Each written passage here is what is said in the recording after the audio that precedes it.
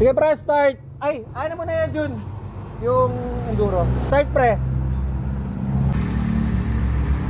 Second benta sa battery. Hi guys, good morning ulit sa inyo. So yun nga, may second benta tayo ng battery dito sa Tintroba kay Mike. So ito guys is Toyota Rush. Not sure lang ako sa year model, mga around mga 2018 yata to, 2019. So naka grab unit to. So when we say grab, alam nyo naman, hindi talaga ako nagbibigay ng full warranty. Pag grab unit ang isang unit, 6 months lang tayo. So babel tayo doon sa lagi sa akin tinatanong, bakit 6 months lang? Kasi nga po, abuse masyado yung battery. So ito yung kinabit naming battery, Mega Force.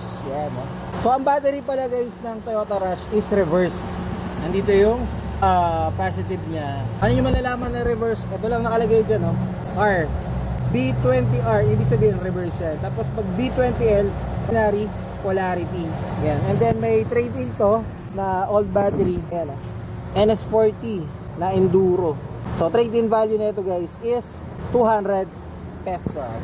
Alright, second benta sa battery. So sa mga gusto mag-inquire guys, DM lang, Trigulong, Auto Illegal, Car Aircon, Car Tint. Sa mga magtatanong, saan located ang ating shop? So dito lang kami located guys sa Marikina, Barangay Concepcion 2, Katipunan Street. So yung kahabaan yan, Katipunan Street yan. Kami ng Dali, Tilbs Building. Mas pwede nyo i-waste yung shop guys sa JCT Minimart. Then ito yung pangalan ng ating shop, KPLJ Battery Center. DM lang guys, maraming salamat po.